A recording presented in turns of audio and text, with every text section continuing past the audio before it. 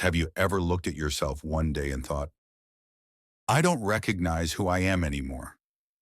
Not because something loud happened, not because there was a dramatic ending, but because quietly, slowly, you disappeared.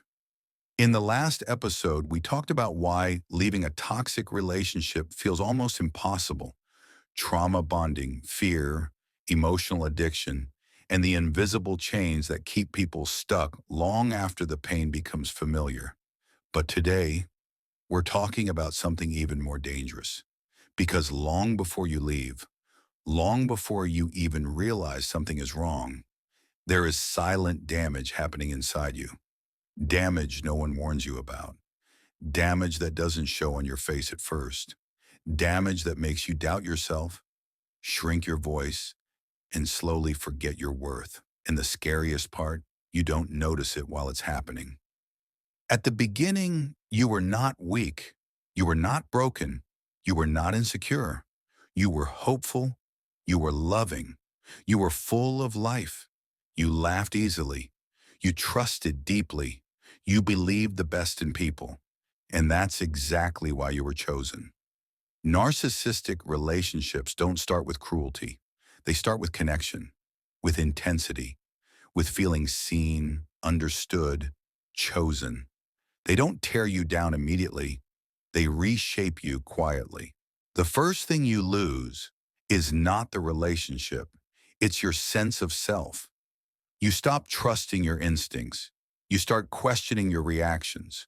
You replay conversations in your head at night, wondering if you overreacted, if you misunderstood, if you're just too sensitive. And slowly, without realizing it, your inner voice gets quieter while their voice gets louder. Psychology calls this identity erosion, but in real life, it feels like confusion. You used to know what you felt. Now you second guess it. You used to speak freely. Now you rehearse every word. You used to feel confident in your choices.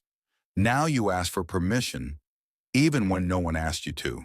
And the worst part, you blame yourself for it. This is how anxiety begins. Not the kind that comes from chaos, but the kind that comes from walking on eggshells. You become hyper-aware of tone, mood, silence.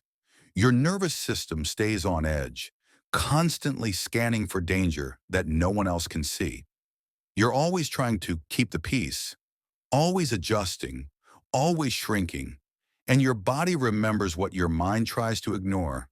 That tightness in your chest, that heaviness when your phone buzzes, that sudden fear when they're quiet, that's not love, that's survival mode.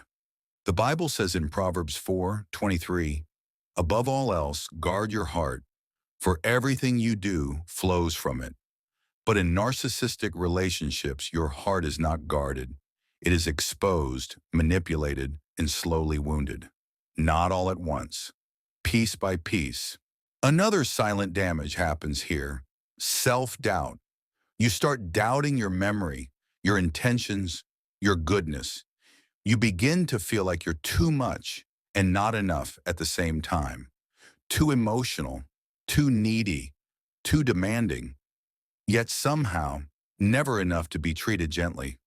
This confusion keeps you stuck, because if you believe the problem is you, then the solution becomes trying harder, loving more, explaining better, enduring longer. But love was never meant to cost you your sanity. There is a verse in 1 Corinthians 14:33 that says, "For God is not the author of confusion, but of peace." Read that again. God is not the author of confusion. So if your relationship constantly leaves you confused, anxious, uncertain, and questioning your worth, that is not peace. That is not love. That is not God. One of the most painful silent damages is emotional numbness. At some point, you stop reacting, not because it doesn't hurt, but because it hurts too much. You shut down to survive. You stop expressing joy. You stop expressing pain. You become emotionally quiet because it feels safer than being misunderstood again. People around you might say, "You've changed." And they're right, but they don't see that the change wasn't chosen. It was forced. This is how people disappear inside toxic relationships. Not through screaming, not through visible abuse, but through constant invalidation. Every time your feelings were dismissed, every time your pain was minimized, every time you were made to feel dramatic, selfish, or difficult for wanting basic respect, that damage adds up. Jesus said in John 10:10, "The thief comes only to steal and kill and destroy. I have come that they may have life and have it to the full." Read that carefully. Some relationships steal your peace, kill your joy, destroy your sense of self, and anything that slowly destroys you is not meant to stay in your life. If you're listening to this and thinking, "This sounds like me, but I didn't even realize it was happening," I want you to hear this clearly. You are not weak for staying. You are not foolish for loving. You are not broken for struggling to leave. What happened to you was subtle, psychological, and deeply emotional. And healing from silent damage takes time. But here's the hope, and please don't miss this. Damage that happens slowly can be healed intentionally. Your identity can be rebuilt. Your confidence can return. Your voice can become strong again. The parts of you that feel lost are not gone. They're waiting. And here's something people rarely talk about. One of the deepest silent damages is how your standards quietly lower. Not because you want less, but because you get tired of fighting for basic things, basic respect, basic honesty, basic emotional safety. At some point, you stop asking for more, not because you don't deserve it, but because you've been conditioned to believe asking will only lead to conflict, distance, or punishment. So you settle. You tell yourself, at least they don't cheat, at least they came back, at least they apologize. And you don't even realize when your "at least" replaces your dreams. That's how silent damage works. It doesn't scream at you. It convinces you to accept less and call it peace. Another quiet loss is self-trust. You stop believing yourself. Even after the relationship ends, you might notice this. You ask others to validate your decisions. You hesitate before choosing. You doubt your intuition, even when it's right. That's because for so long, your reality was questioned. You were told, "You're imagining things. You're overthinking." That's not what happened. And eventually you internalize that voice. But hear me clearly right now. Your intuition did not fail you. It was overpowered.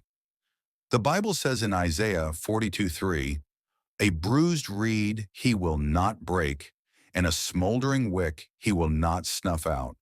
That verse is for people who feel fragile, for people who feel bent, worn down, barely holding on. God does not shame you for being bruised. He protects what is damaged. And if you're listening to this feeling emotionally exhausted, disconnected, or empty, that doesn't mean you're weak. It means you've been strong for too long without being supported. This is why healing feels confusing. You're out of the relationship, but the relationship is still inside you. In your reactions, in your fears, in the way you brace yourself for disappointment even when no one is attacking you anymore. That doesn't mean you're broken. It means your nervous system is still learning that it's safe to rest. And that takes compassion, not pressure. One day you will wake up and realize something subtle but powerful has shifted. You'll speak without apologizing. You'll trust your instincts again. You'll feel peace without earning it. And when that day comes, you'll understand this. The damage was real, but so is your healing. In the next episode, we're going to talk about something many people don't expect after leaving. Red flags you should never ignore again. Because healing isn't just about walking away from someone. It's about understanding the patterns that made them feel familiar in the first place. And if you don't understand the pattern, it will repeat.